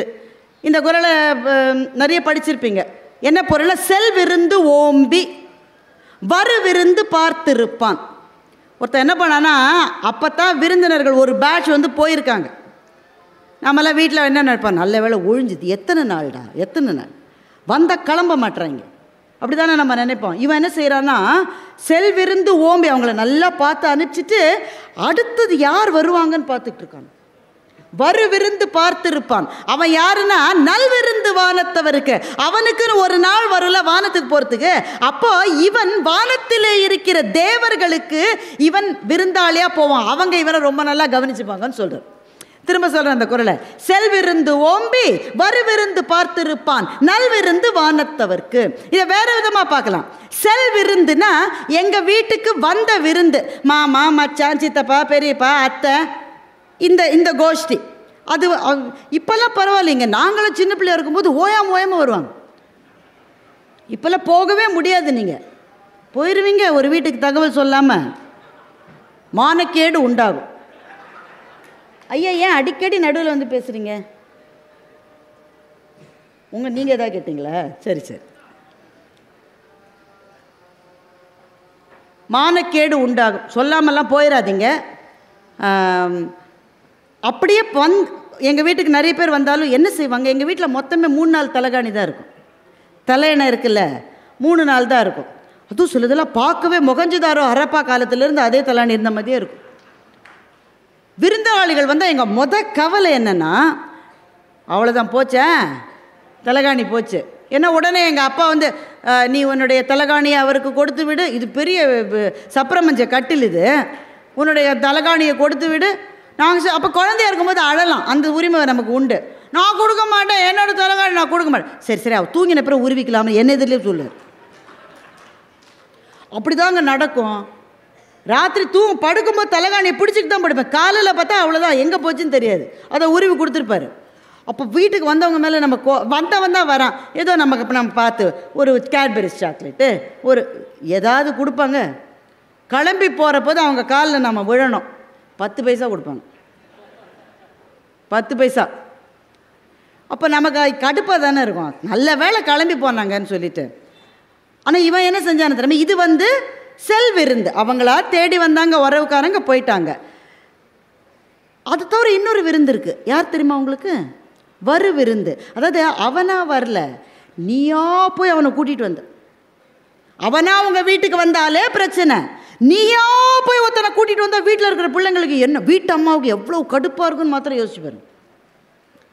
அப்படி செய்வாங்களா யாராவது? நீங்கள் உடனே என்ன நினைப்பீங்க, அப்படிலாம் எவனுமே செய்ய மாட்டான். எவனோ வந்துட்டா போடா வேறு வேலை இல்லைன்னு சோத்தை வடித்து போட்டு அவனை அனுப்புவோமே தவிர, நானா தேடி போய் ஒரு விருந்தை கூட்டிகிட்டு வருவேன் நாக்கும். இதெல்லாம் நடக்க அப்படி தான் நினைக்கிறீங்க. ஆனால் நடந்ததுங்க, நடந்தது. 17 டிசம்பர், இப்போ தான் 17 டிசம்பர் நான் சொன்ன 100 வருஷத்துக்கு முன்னாடி இல்லை, இதோ 23ஆம் ஆண்டினுடைய 17 டிசம்பர், ட்ரெயின் நம்பர் 2606 திருச்செந்தூரிலிருந்து சென்னை வருகின்ற அந்த புகை வண்டி 800 பேசஞ்சர்ஸோடு கிளம்பிச்சு. ஞாபகம் இருக்கா இல்லையா? இருக்கு. கடும் மழை. புகை வண்டி புறப்பட்ட கொஞ்ச நேரத்திலேயே வைகுந்தபுரத்தில் நிறுத்திட்டாங்க. இரவு முழுக்க மின்சாரம் இல்லாமல் 800 பயணிகள் அந்த வண்டியிலே இருந்தாங்க. காலை புலர துவங்கியது. அங்கே பக்கத்திலே இருந்த ஒரு சின்னஞ்சிறு கிராமம், அந்த கிராமத்தினுடைய பெயர் புதுக்குடி மேலூர் என்பது அந்த கிராமத்தினுடைய பேர். வெறும் 30-40 வீடு இருக்கிற சின்னஞ்சிறு கிராமம். அந்த கிராமமே கஷ்டத்தில் இருக்கு. அவன் வாழை பயிர் வச்சுருக்கான். வாழை முழுகிடுச்சுன்னா ஒன்றுத்துக்குமே பயன் இல்லை. முழுகிடுச்சு வாழை. அவனுக்கே வீட்டில் வந்து ஃபியூவல் இல்லை, கரண்ட் இல்லை, ஃபோனில் சார்ஜ் இல்லை, எதுவும் இல்லை. ஆனால் வெளியில் வந்து பார்த்தா, ஐயோ ட்ரெயின் நிற்குது, ராத்திரிலேருந்து நிற்குது போல இருக்கு, ஐயோப்பா அவன் பிள்ளைங்கள்லாம் என்ன கஷ்டப்படுன்னு ஊரில் இருக்கிற அத்தனை பேர் சேர்ந்து, உன் வீட்டில் என்னப்பா இருக்கு, கொஞ்சம் வெங்காயம் இருக்குது கொடு, உன் வீட்டில் என்ன இருக்கு, கொஞ்சம் அரிசி பருப்பு கொடு, உன் வீட்டில் என்ன இருக்குது, அண்டா தான் இருக்குது, அண்டாவை கொடு, உன் வீட்டில் என்ன இருக்குது, அடுப்பு இருக்குது, அத்தனை அத்தனை பேருங்க, கிராமத்தில் இருந்த அத்தனை குடும்பங்களும் பத்ரகாளி அம்மன் கோயிலுக்கு போய் சமையல் செஞ்சு அந்த ட்ரெயினில் இருந்த 800 பேருக்கு 5 வேளை சாப்பாடு போட்டிருக்காங்களே. எங்களுக்கு நாளை விருது கிடைக்கும், சென்னை புக் ஃபேரில் இதை பற்றி பேச, அதுக்காகவா அவங்க செஞ்சாங்க? சார், இது வரு விருந்து இல்லை சார், இது தானா வந்த விருந்து இல்லை, இவர்களாக தேடி போய் கூப்பிட்டு கொண்டு வந்த விருந்து. அந்த விருந்தோம்பல் இந்த மண்ணிலே இருக்கிறது என்றால் அது நம்முடைய இரத்தத்திலே இருக்கிறது, இந்த சமூகத்தினுடைய விதைகளிலே அது இருந்திருக்கிறது. அதனால் தான் வள்ளுவன் இந்த குறளை எழுதியிருக்க முடியும். செல்விருந்து ஓம்பி வரு விருந்து பார்த்திருப்பான், இவனே போய் கூட்டிட்டு வருவான். அவனுக்கு என்னடா கிடைக்கும்னா இந்த மண்ணில் என்ன கிடைக்கும்னு தெரியாது, ஆனால் இந்த வாழ்க்கைக்கு பிறகு இருக்கிற வாழ்க்கையில் அவன் நல்ல விருந்தாளி மாதிரி சௌரியமாக இருப்பாயா என்று வள்ளுவர் சொல்லி இருப்பது. இது ப்ராக்டிக்கலாக இல்லைன்னு யாரோ சொல்ல முடியும், ஏன்னா இப்போ நடந்திருக்குது. அதுதான் திருக்குறள். இப்படி ஒரு சம்பவம் நடக்கிற வரையில் இந்த குறளினுடைய பொருளே நமக்கு புரியாது. ஆனால் இப்படி ஒரு சம்பவம் நடந்த பிறகு அது கூட ரொம்ப முக்கியம். அந்த ஊரில் ஒரு அம்மா, வாசுகின்னு நினைக்கிறேன் அவங்க பேர், அங்கே இந்த டிவி கேமரா போய் கேட்பாங்க இல்லை, முகத்துக்கு நேராக அந்த அம்மாவுக்கு அந்த கேமராவை எப்படி ஃபேஸ் பண்ணோம், அந்த மைக் அதெல்லாம் தெரியலைங்க. அதுக்கு அது நடந்துகிட்டே இருக்குது. இந்த ஆள் மைக்கை வச்சுட்டு பின்னாடியே போகிறாரு. உங்கள் ஊரில் எப்படிலாம் நடந்திருக்கு, நீங்கள் விருந்தெல்லாம் கொடுத்துருக்கீங்க, ஆமாம் அப்படின்னு போயிட்டே இருக்கு. அந்த அம்மா என்னை படம் எடு, அப்படி கொஞ்சம் இன்னும் நல்ல லெஃப்ட் என்னோட ப்ரொஃபைல் இந்த, அதெல்லாம் தெரியாதுங்க. அது போய்கிட்டே இருக்காது. அவன் கேமரா பக்கத்தில் வச்சுருக்கான். இந்த மாதிரி சம்பவம் இனிமேல் நடந்தால் என்ன பண்ணுங்க? சில சமயம் கேள்வி கேட்குறவங்கள என்ன செய்யறதுன்னே நமக்கு தெரியும். ஒரு தடவை நடந்ததே நமக்கு முடியல. சென்னையில் வந்ததே நம்ம மறக்க முடிஞ்சதா? அது நாங்கள் இங்கே பட்டிமன்றம் பேசணும் ஒரு 4 நாள் முன்னாடி, அன்றைக்கே அதே தான், பாதி நீச்சலில் தான் வந்தோம். திரும்ப வந்துருமோன்னு எவ்வளோ பயமாக இருக்குது. அவர் கேட்குறாரு கேமரா வச்சுட்டு மைக் வச்சு, திரும்பவும் வந்தா, திரும்பலாம் வர வேணாம் தம்பி, அப்படி வந்துருச்சுன்னா திரும்பவும் சமைச்சு போட போகிறோம், இதில் என்ன இருக்குன்னு போயிடுச்சு. அது என்ன மனசுங்க? அது என்ன மனசு? அது ஒரு தடவை செஞ்சதே ரொம்ப ஜாஸ்திப்பா, இனிமேலாம் வராது வரும்னு சொல்லாது, அப்படி கூட சொல்லலை. வர வேணாம், வந்தால் திரும்ப நாங்கள் செஞ்சுப்போம், நாங்கள் தான் இருக்கோமேங்குது. அது என்ன பெரிய காசு வச்சுருக்காது? சரி, என்ன மனசு சார் அது? இப்படிப்பட்ட மனது இருப்பவர்களை வள்ளுவன் வாழ்க்கையில் சந்தித்திருக்கக்கூடும். அப்படி சந்தித்ததனால் தான் இந்த குறளை எழுத முடிந்தது. ஒன்றுமே வேணாம் சார், இதெல்லாம் ரொம்ப அதிகமாக இருக்குது, என்னால் புரிஞ்சுக்க முடியலையா? இளைஞர்கள் சொல்லலாம். சாதாரணமாக ஒரு விஷயம் சொல்லட்டா உங்களுக்கு. ஒருத்த கெட்டு போகிறதுன்னு முடிவு பண்ணிட்டான்னு வைங்க, அவன் முடிவு பண்ணிட்டான், நான் கெட்டு போய் காட்டுறேன் உனக்கு, அவன் என்ன செய்வான்னு வள்ளுவர் சொல்கிறான். இந்த மாதிரியான ஆட்கள் அப்போவே இருந்திருக்காங்க. நான் கெட்டு போய் காட்டுறேன் உனக்குன்றான் ஒருத்தன், அவன் என்னென்ன செய்வான். அதில் சிலதெல்லாம் கேட்டால் நமக்கே பக்கு பக்குன்னு, ஏன்னா நாமே அந்த கேட்டகரியில் வந்துடுறோம். இப்போ பெண்களில் நிறைய பேர் இருக்கீங்க, எவ்வளவு சமயம் நாம் திடுன்னு ஒரு ரூமுக்கு போவோம். இந்த ரூமுக்கு நான் ஏன் வந்தேன்? நடந்திருக்கா இல்லையா? செல்ஃபோனை தேடாத மனித ஜந்து இருக்க முடியுமா? ஆண்களுக்கு அதுங்க இந்த பேக்கெட் இருக்குது இல்லை, புண்ணியம் பண்ணுவாங்க, அதில் வச்சுக்கிறாங்க, அதுக்கு நல்லாவும் வச்சுக்கிறாங்க, அதை ஒத்துக்கணும். சில சமயமாவது ஆண்களை நம்ம ஒத்துக்க தானே வேண்டியிருக்கு, கரெக்டாக வச்சுக்கிறாங்க. பெண்களுக்கு நான் பார்த்துக்கிட்டே இருக்கேன், ஒரு சங்கீத கச்சேரி நடந்துகிட்ருக்குங்க, முதல்லையே ஒன்லி 27 டைம்ஸ் அனௌன்ஸ் பண்ணாங்க, எல்லோரும் செல்ஃபோனை சைலண்டில் போடுங்கன்னு. அப்போ தான் அந்த அம்மா சாங்குது. உடனே ஒரு அம்மாவோட செல்ஃபோன் அடிக்குது, முருகா என்று அழைக்கவா, முத்து குமரா என்று அழைக்கவா. இந்த அம்மாவுக்கு ஸ்ருதி போயிடும் அதை கேட்ட உடனே எல்லாரும் என்ன சொல்லுவாங்க அந்த அம்மாட்ட, மா சைலண்டில் போடுமா, மா சைலண்டில் போடுமா. சைலண்டில் போடலாங்க, செல்ஃபோன் எங்கன்னு தெரியல, ஏன்னா அரை இருட்டு. அந்த அம்மா இந்த பெருசுக்கு ஒரு பேக் வச்சுருக்கு பாருங்க, நான் வச்சுருக்கேன் பாருங்கள், இங்கே இந்த பேக்குன்றது ஆமை சுமந்த ஓடு மாதிரி எங்களுக்கு, அதை விட்டு எங்கேயுமே எங்களால் வாழவே முடியாது. இந்த பேக்கை பிரித்து அதில் என்னென்ன இருக்குன்றீங்க.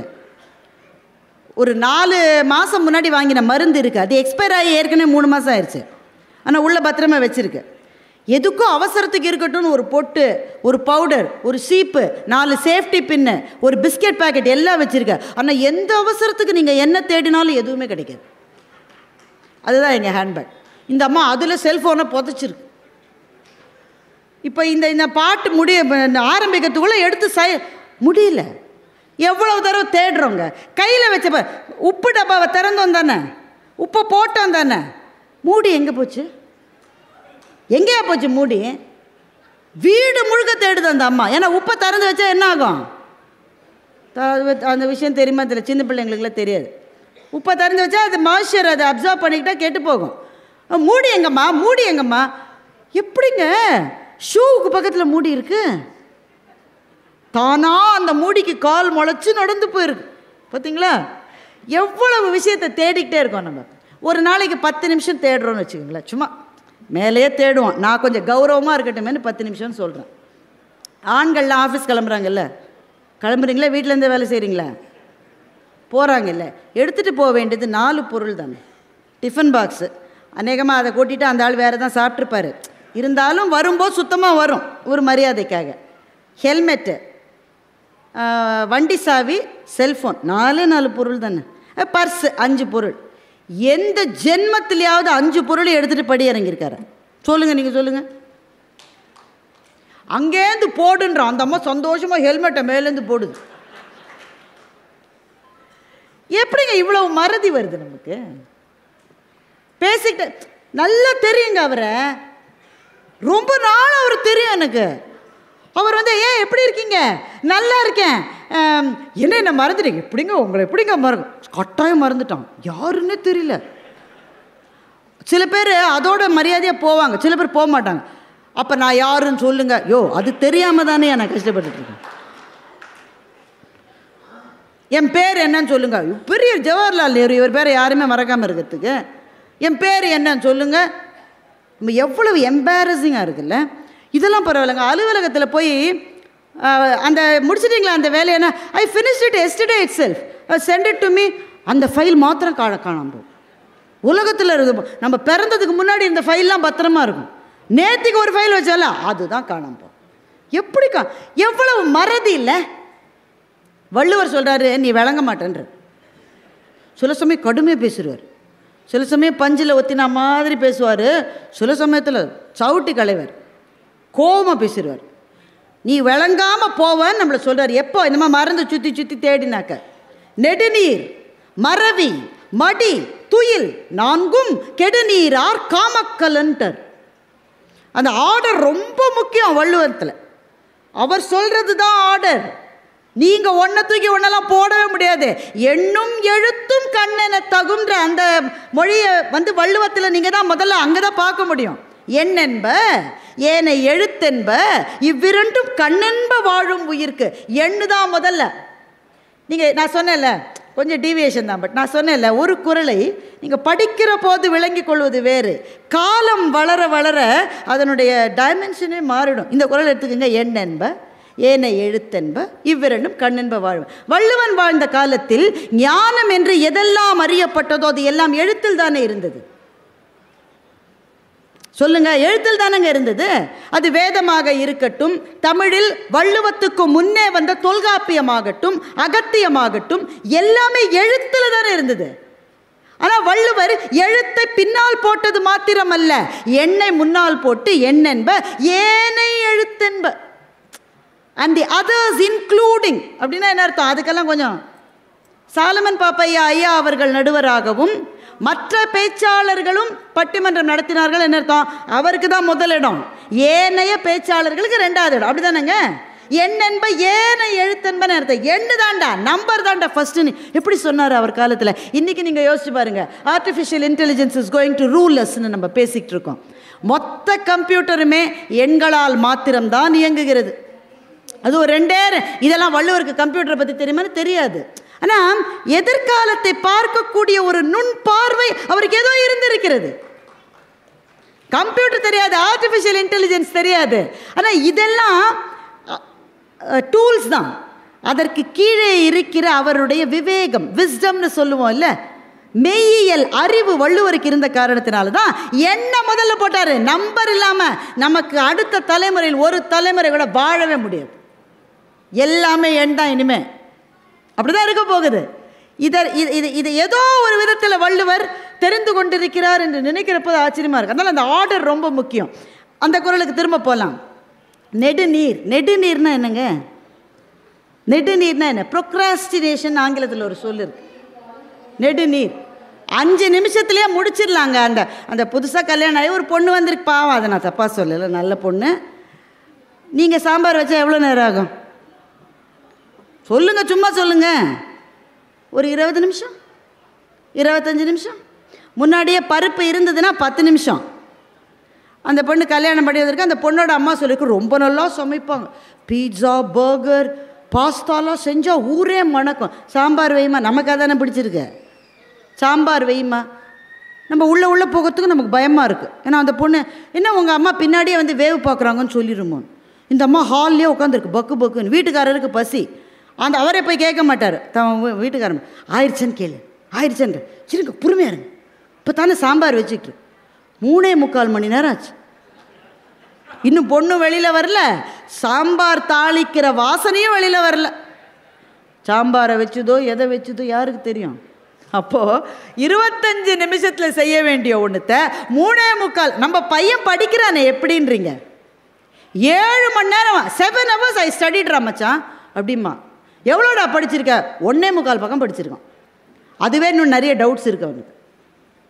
இதுதான் நெடுநீர், ப்ரொக்ராஸ்டினேஷன், தள்ளி தள்ளி போடுறது, தள்ளி தள்ளி போடுறது. முக்கியமான விஷயத்தை நம்ம எவ்வளோ பேர் தள்ளி போடுறோம். டாக்டர் சொல்லியிருக்காரு 3 மாதத்துக்கு ஒரு தடவை செக்கப் வரணும்னு. அந்த அம்மா என்ன சொல்லுது, பார்த்துக்கலாம், திரும்ப திரும்ப அப்படித்தான் வந்து அதே சொல்லும். இது தள்ளி போடுகிற விஷயமா இது? ப்ரொக்ராஸ்டினேஷன். அதை தான் நெடுநீர்னு சொல்கிறார். நெடுநீர், மறவி. இப்போ நான் சொன்னேன் அதுதான் மறதி. சில சமயம் நாங்கள் இப்போ நிறைய பேப்பரில் ஏகத்துக்கு ப்ரிப்பேர் பண்ணிட்டு வருவோம். முக்கியமான டாபிக்ங்க நிறைய ப்ரிப்பேர் பண்ணல, ராத்திரிலாம் முழித்து ப்ரிப்பேர் பண்ணி பேப்பரை வீட்டிலே விட்டு ட்ரெயின் இருக்கும். அப்புறம் என்ன பயன் அதில்? மறவி, மறந்து போகிறது. நெடுநீர், மறவி, மடி. மடினா ஒன்றும் இல்லை, சோம்பல். சிம்பிளாக சொல்ல போனால் சோம்பல். பார்த்துக்கலாண்டா மச்சான், அப்புறமா வரும்போது, இதுதான் சோம்பல். நெடுநீர், மறவி, மடி, துயில். துயில்னா நீங்கள் சரியாக ராத்திரி படுத்து காலையில் மட்டும் தூங்குறீங்களே, அந்த துயில் தேவை. சில பேர் 2 மணிக்கு தான் அந்த பிள்ளைங்க படுக்குது, 2 மணிக்கு தான் படுக்குது, அது மட்டும் ஃபோனில் ஏதோ பண்ணிக்கிட்டே இருக்குது. நாம் ஒரு கண்ணாடியை போட்டுக்கிட்டு 2 வெளிச்சத்துக்கு நடுவில் பண்ணாலே நாம் கல்ச்சருக்கு பதிலாக வல்ச்சர்னு அடிச்சிட்டேன். கல்ச்சர் அடிக்கிற பதிலாக வல்ச்சர்னு அடிச்சிட்டேன்.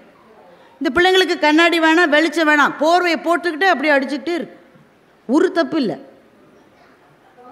3 மணிக்கு தூங்குது, காலையில் எப்போ எழுந்திரிக்குது? Early morning 11 o'clock எழுந்திருக்குது.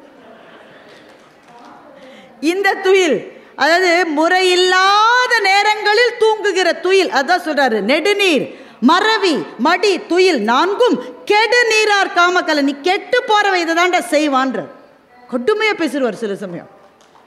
இப்போ இந்த குறளுக்கு பொருள் புரியணும்னு வச்சுக்கோங்களேன், உங்கள் 13 வயசில் 14 வயசில் புரியவே புரியாது. ஆனால் 13 வயசு பிள்ளை இருக்கிற வயசு உங்களுக்கு ஆச்சுன்னு வைங்க, கட்டாயம் இந்த குறளுக்கான பொருள் உங்களுக்கு புரியும். அப்போ இந்த மறதியிலேருந்து எப்படிங்க வெளில வருது? I am forgetting everything, what should I do? Focus. எது செய்யணுமோ அதை தாண்டி எதையுமே யோசிக்காதன்றார். நான் எதை செய்ய வேண்டுமோ அதை மாத்திரமே நீ செய்ய ஆரம்பிச்சுட்டு, சில பேர் நிதானமாக, சில பேர் கல்யாணம்லாம் முடிச்சப்புறமா, நான் மச்சான் இந்த மேட்ரிமனிலேயே நான் போயிருக்கக்கூடாதுடா மச்சான், இந்த மேட்ரிமனிலே நான் இன்னொரு மேட்ரிமனி நல்லா இருக்காண்டா, எல்லாத்துலேயும் ஒரே ப்ரொஃபைல் தான் இருக்குது, எல்லாத்துலேயும் அதே தான் இருக்குது.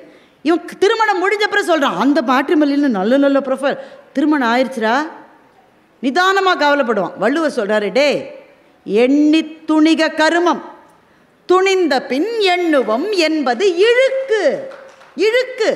It's below your dignity. என்ன அது அவரோட சொல்ல பாருங்களேன், இழுக்கு. நல்ல யோசி ராஜா, நல்ல யோசி. இந்த பொண்ணு நம்ம ஃபேமிலிக்கு ஒத்து வருவாளா?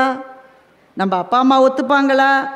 எவ்வளோ நாள் வேணால் எடுத்து யோசி. ஆனால் யோசிச்சு முடிவு பண்ணிட்டேன்னா மச்சான் அவ்வளோதான், போய்கிட்டே இரு, பாதியில் ரிட்டர்ன் வராதுன்றது. எண்ணி துணிக கருமம், துணிந்த பின் எண்ணுவம் என்பது இழுக்கு. இப்போ நம்ம அன்றாட வாழ்க்கையில் நமக்கு தேவையான ஒவ்வொன்றையும் வள்ளுவம் தங்கத்தட்டிலே வைத்து நமக்கு கொடுக்கிற மாபெரும் பெட்டகமாக இருந்திருக்கிறது. அதனால்தான் வள்ளுவம் அல்லது வள்ளுவத்தை ஒத்த நூல்கள், அதை கற்பிக்கிறவர்கள் எழுத்தாளர்கள் மாத்திரமல்ல, அவர்கள் நம்முடைய குரு நிலையில் இருப்பவர்கள். அவர்களுக்கு முன்னே பணிந்து வணங்கி நமக்கு தேவையான அறிவு செல்வத்தை நாம் பெற்றுக்கொள்ளவில்லை என்றால் கடையரே கல்லாதவர். நீ கடைநிலையில் இருப்பவன் என்று வள்ளுவர் சொல்லுகின்றார். வள்ளுவத்திலிருந்து தொடங்கி இன்றைய எழுத்தாளர் வரை எத்தனை நீண்ட பயணம் இது பாருங்கள், எத்தனை நீண்ட பயணம். ஆனால் எனக்கு தெரிந்தவரை வள்ளுவம் மாதிரியான பேரிலக்கியங்களுடைய இன்ஃப்ளூயன்ஸ் இல்லாமல் எந்த மகத்தான எழுத்தாளனும் தமிழில் வந்திருப்பதற்கு வாய்ப்புகள் ரொம்ப குறைவு. அது இருக்கும் மனசுக்குள்ள, அவன் படிச்சிருக்க மாட்டான் கான்சியஸ், ஆனால் மனசுக்குள்ள அது இருந்துகிட்டே இருக்கும். என்னாலும் நஞ்சுண்டார் கள்ளுண்பவர்னு வள்ளுவர் சொல்றார். என்னாலும் நஞ்சுண்டார் கள்ளுண்பவர். இது எவ்வளவு சத்தியம் இல்லை, காலங்களை கடந்த சத்தியம் இல்லை இது. எத்தனை வீடுகளில் அந்த அந்த அந்த பேர்டனை பெண்கள் மாத்திரமே சுமக்கிறாங்க, நம்ம எல்லாருக்கும் தெரியும். அந்த ஆள் வேலைக்கு போகல, இந்த அம்மா தான் வேலைக்கு போகுது, அதுவே ஒரு பேர்டன். அதோடு அவன் விட்டானா போய்கிட்டே இருக்கான், போய்கிட்டே இருக்கான், கடைக்கு போய்கிட்டே இருக்கான். உடம்பு சரியில்லாமல் போகுது, அவனுடைய மருத்துவத்தை இந்த அம்மா தான் கவனிக்கணும், அவனையும் இந்த அம்மா தான் கவனிக்கணும். நீ ஹாஸ்பிட்டல் அவனை வச்சு பார்க்கும்போது இந்த அம்மா வேலைக்கு போக முடியாது. எத்தனை விதத்திலே அவன் ஒரு சுமையாகி போகிறான். அதனால தான் வள்ளுவர் சொல்றார், என்னாலும் நஞ்சுண்டார் கள்ளுண்பவன். நீ விஷத்தை நீயே சாப்பிட்றடா தம்பி, யாராவது விஷம்னு உனக்கு கொடுத்தா நீ அதை சாப்பிடுவியா? ஆனால் நீ சாப்பிட்றியடா தம்பி, என்னாலும் நஞ்சுண்டார் கள்ளுண்பவர். அதே வள்ளுவர் இன்னொரு இடத்துல சொல்றாரு, நீ விஷத்தை கூட சாப்பிடலான்ட்டு.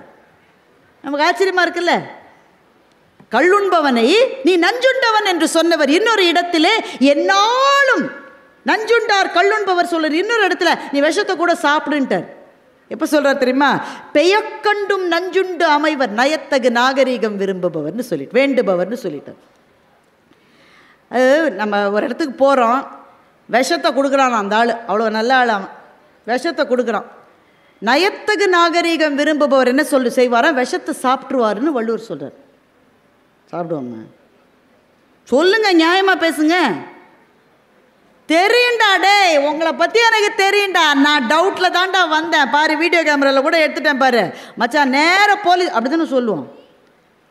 நாகரீகம் விரும்பி நஞ்சை உண்போமா? எனக்கு இந்த குரல் இப்போ எனக்கு பிடிக்கவே இல்லை. இந்த குரல் இதெல்லாம் ப்ராக்டிக்கல் இல்லைன்னு நான் நினச்சேன். ஆனால் ஒரு சம்பவம் நடந்தது. அகமதாபாத்தில் ஒரு பட்டிமன்றம், எங்கள் ஐயாவோட நாங்கள் போயிருக்கோம். அங்கே தமிழ் குடும்பங்கள் நிறைய இருக்குங்க, குஜராத்தில் ஆயிரக்கணக்கில் இருக்குது. அவர்கள் பல தலைமுறைகளுக்கு முன்னாலே அங்கே போனவர்கள்.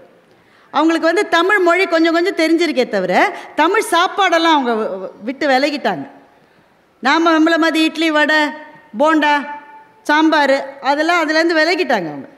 அதில் ஒரு ரொம்ப வறிய குடும்பம், ஏழை குடும்பம். ஐயாவை பார்த்து கை கூப்பி, ஐயா நீங்கள் எங்கள் வீட்டுக்கு சாப்பிட வரணும்னு அந்த அந்த ஆண் குடும்பத் தலைவர் கேட்டுட்டார். எங்கள் ஐயா அவர் தர்மதான பிரபு, அவர் வருகிறோம் நாளைக்கு வரோன்ட்டார். அந்த வீட்டுக்கு போனால் டேபிள் சேர் இல்லை, இவருக்கு தரையில் உட்காரது கஷ்டம். பார்த்த உடனே நான் ராஜா சார்லாம் கொஞ்சம் பேக் அடிக்கிறோம், தரையில் உட்கார முடியாது. அவர் சொல்ல, நான் உட்காருவேனே, உட்கார முடியாது அவருக்கு, நான் உட்காருவேனே, உட்காந்துட்டார் தரையில். அப்புறம் அவங்களுக்கு இலையெல்லாம் கிடையாது, ஒரு பிளேட்டு மாதிரி அலுமினிய தட்டு தான் இருந்தது. அதை வச்சு இவ்வளவு தடியாக ஒரு சப்பாத்தி, இந்த குஜராத்காரங்க தான் அதை சாப்பிட முடியும், சப்பாத்தியை கொடுத்துட்டு அதுக்கு அப்படியே எண்ணெயில் மிதக்கிற உருளைக்கிழங்கு கிரேவி அதை கொண்டு வந்து அந்த அம்மா போடு போடு போடுன்னு போடு. அதை பார்த்தாலே நமக்கு வயிறு சரியில்லாமல் போகும், சாப்பிட வேணாம், பார்த்தாலே நமக்கு முடியாது. நாங்கள்லாம் பேக் அடிச்சிட்டோம், நல்லா இருக்குங்க அப்புறம் கூட சாப்பிட்றோம். எங்கள் நடுவர் நல்லா சாப்பிட்றாரு. விடு வெய்மா வெய்மா. நான் சொல்கிறேன், ஐயா நம்ம ப்ரோக்ராமுக்கு வந்திருக்கோம், உடம்பு கேட்டு போக்கோம் போகிறோம், இருமா நீ நல்லா இருக்கு நீ வெய்மா. வீட்டுக்கு திரும்பி போகும்போதே அவருக்கு உடம்பு சரியில்லை.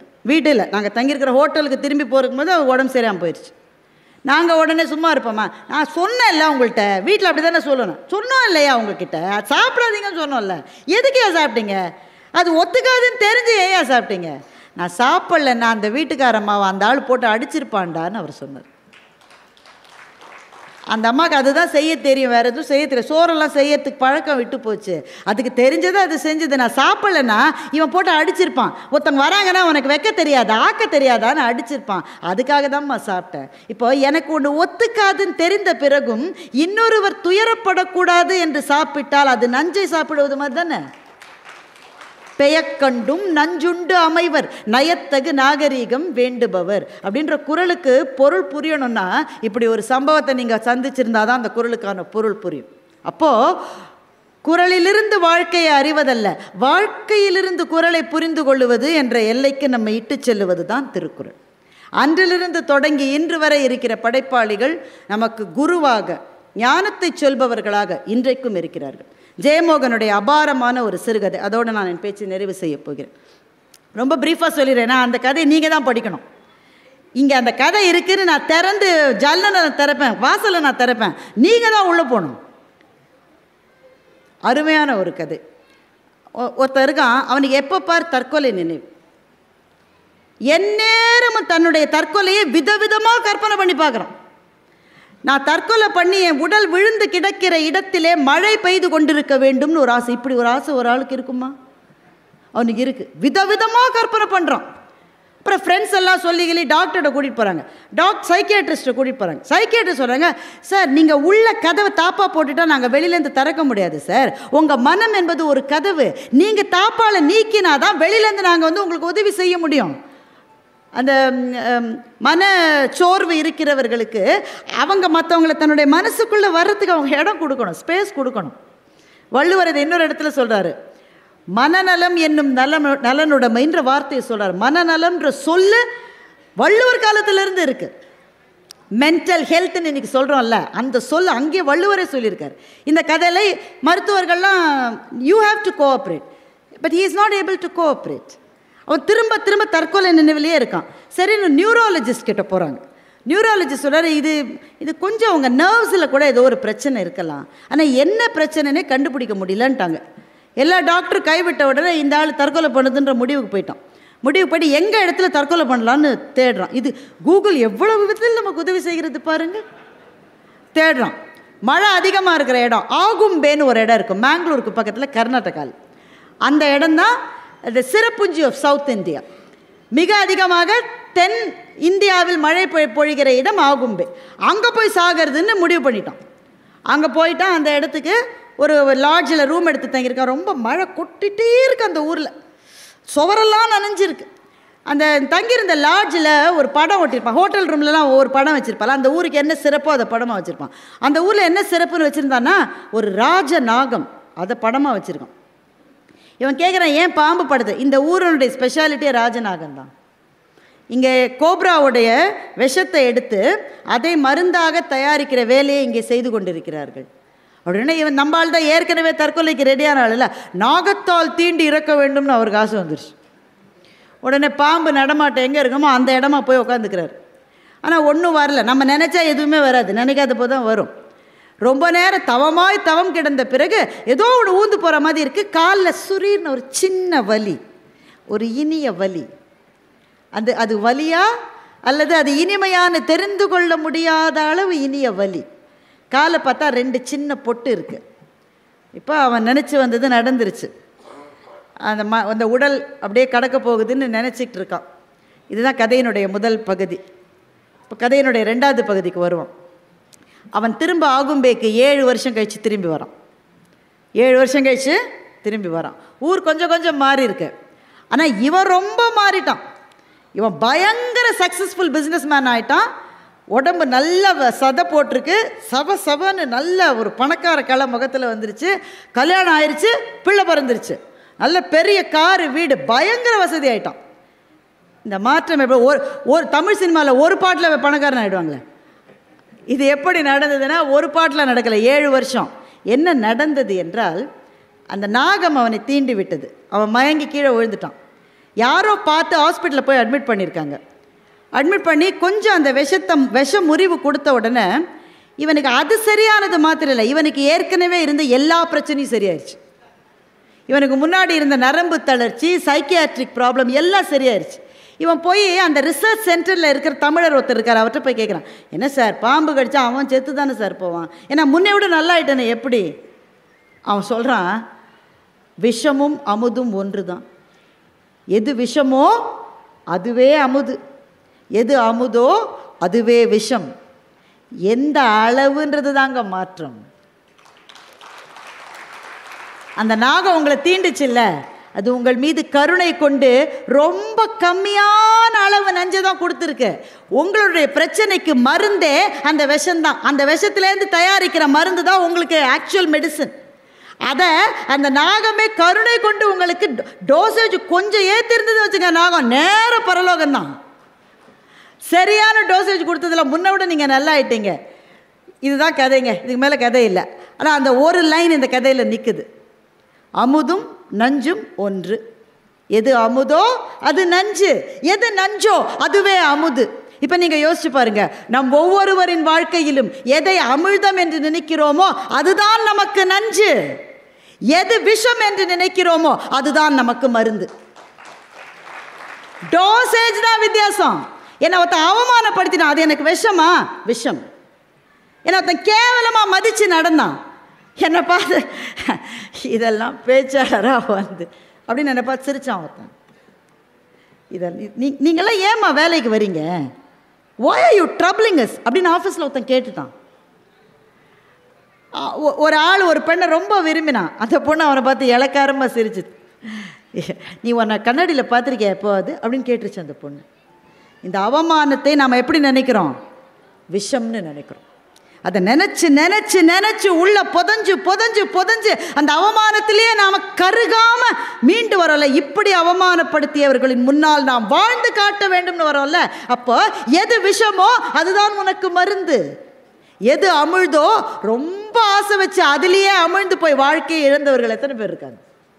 எதை அமிழ்தம் என்று நீ தேடி போனாயோ அது நஞ்சாகும், எதை நஞ்சு என்று நினைத்தாயோ அது உனக்கு மருந்தாகும் என்றால் இந்த கதை நமக்கு சொல்லுகிற மாபெரும் விஷயம் ஒன்று இருக்கு. எல்லாத்தையும் அளவோட லிமிட்டாக வச்சுக்கடான்னு இந்த கதை சொல்லுது நமக்கு. அது காதலாகட்டும், பாசமாகட்டும், பணமாகட்டும், அதிகாரமாகட்டும், பதவியாகட்டும், எதுவாயிருந்தாலும் உனக்கு அது தேவை, இந்த மண்ணில் வாழ தேவை. ஆனால் நிதானமா, கொஞ்சம் குறைவா. மாடரேஷன் ஆங்கிலத்தில் ஒரு சொல் இருக்கு, மாடரேஷன். நிதானமாக இரு, ரொம்ப போயிடாதடா தம்பி, கொஞ்சம் கொஞ்சம் கொஞ்சம் கம்மி. ரொம்ப அதிகாரத்தில் ஆடிடாதடா, ரொம்ப அதிகாரத்தில் ஆடிடாத. நீ ஏறி போகிற பாதையில் நீ வேகமாக போகிற, சுற்றி இருக்கிறவங்களெல்லாம் பார்த்து சிரிச்சிட்டு மேலே போகிற. ஆனால் நீ இறங்கி வரும்போது அவங்கள நீ சந்திச்சு தாண்டா ஆகணும். நீ இறங்கி வரும்போது அவங்கள பார்க்கணும். அதனால் கொஞ்சம் நிதானம். அப்போது எதை இருந்தாலும் அதை கொஞ்சம் நிதானத்தோடு கை கொண்டால் இந்த வாழ்க்கை என்பது பேலன்ஸ்டாக இருக்கும் என்பது தான் இந்த கதை. அந்த ஒரு லைன் இருக்கு பாருங்க, அதை வச்சு மொத்த வாழ்க்கையையும் வாழ்ந்து விட முடியும். அமிழ்துதான் நஞ்சு, நஞ்சுதான் அமிழ்து, இந்த ஒரு சொல்லை வைத்து மொத்த வாழ்க்கையையும் குறையின்றி வாழ்ந்து விட முடியும் என்றால் புத்தகங்கள் நமக்கு தருவது இதைத்தான் நண்பர்களே. வாழ்க்கையில் நாம் சந்திக்கிற பிரச்சனைகளுக்கான நேரடி தீர்வுகளை புத்தகங்கள் சொல்லாது. எனக்கு ஒரு லோனை அடைக்க முடியலைங்க, நான் ஜெயமோகனை படித்தா வழிக்கிழமை கிடைக்காது. அவரை வந்து கட்ட போகிறாரு உங்கள் லோனை, நீங்கள் தான் உங்கள் லோனை கட்டணும். ஆனால் ஒரு வார்த்தை, ஒரு வாசகத்தை, ஒரு கருத்தை பிடித்து கொண்டு வாழ்க்கையில் முன்னேறி விடலாம் என்றால் ஒவ்வொரு புத்தகமும் நமக்கு குரு, அதுதான் ஆசான். அந்த புத்தகத்தின் முன்னால் பணிந்து நின்று உடையார் முன் இல்லார் போல, வள்ளுவர் அதைத்தான் சொல்றார், உடையார் முன் இல்லார் போல ஏக்கற்றும் கற்றார். நீ பணிந்த அந்த புத்தகத்திலிருந்து உனக்கு என்ன தேவையோ அதை எடுத்துட்டா இந்த வாழ்க்கையை நல்ல மண்ணில் நல்ல வண்ணம் நீ வாழ்ந்து முடியலாம் என்பதுதான் இந்த குறளினுடைய பொருள். அதை படித்து நமக்கு என்னங்க, கையில் எடுத்தோடனே தூக்கம் வருதுன்னா தூங்கு தம்பி தூங்கு, எனக்கு என்ன போச்சு, புத்தகத்துக்கு நஷ்டமா நீங்கள் படிக்காததால் உங்களுக்கு நஷ்டம். கடையரே கல்லாதவர். அப்போ படிக்க வேண்டும் என்ற ஆர்வத்தை, அந்த விருப்பத்தை, அந்த ஆசையை, அந்த தாகத்தை உங்களுக்குள் ஏற்படுத்தி கொள்ளுவது உங்கள் வாழ்க்கையில் நீங்கள் வெற்றி பெறுவதற்காக. அந்த எழுத்தாளருக்கு நன்மை வரும், ஆனால் எழுத்தாளன் தனக்கு நன்மை வர வேண்டும் என்று எழுதுபவன் அல்ல. புதுமைப்பித்தனை பற்றி சொன்னார் அவர், புதுமைப்பித்தனை பற்றி சொன்னார். புதுமைப்பித்தன் வாழ்ந்த காலத்தில் என்ன கொடுத்தது இந்த சமூகம்? புதுமைப்பித்தனுக்கு எதையும் கொடுக்கவில்லை. பிள்ளைக்கு சோறும் மருந்து கொடுக்க முடியலைங்க புதுமைப்பித்தனால. மகாகவி பாரதியை பற்றி சொன்னார். 39 ஆண்டு கால வாழ்க்கையில் என்ன கிடைத்தது பாரதிக்கு? அவர்கள் தங்களுக்காக அல்ல, இனி காலம் காலமாக வாழப்போகிற மக்களுக்காக தங்களினுடைய எழுத்துக்களை விட்டு சென்றிருக்கிறார்கள் என்றால் உங்களுக்கான புத்தகத்தை தேர்ந்தெடுங்கள். அந்த புத்தகத்தை எழுதியவனை உங்கள் ஆசான், உங்கள் குரு, உங்கள் ஆசிரியர் என்று கைகூப்பி தொழுது வணக்கமாக வாழ்க்கைக்கு தேவையானதை வாங்கி கொண்டால் உங்கள் வாழ்க்கை மேன்மையுறும். அதுதான் உடையார் முன் இல்லார் போல ஏக்கற்றும் கற்றார் கடையறைய கல்லாதவர் என்று வள்ளுவன் சொன்ன ஒரு சின்ன 2 அடிகளுக்குள் வாழ்க்கையை வாழுகின்ற வித்தை இருக்கிறது. அதுதான் தமிழ், அதுதான் இலக்கியம். நன்றி, வணக்கம்.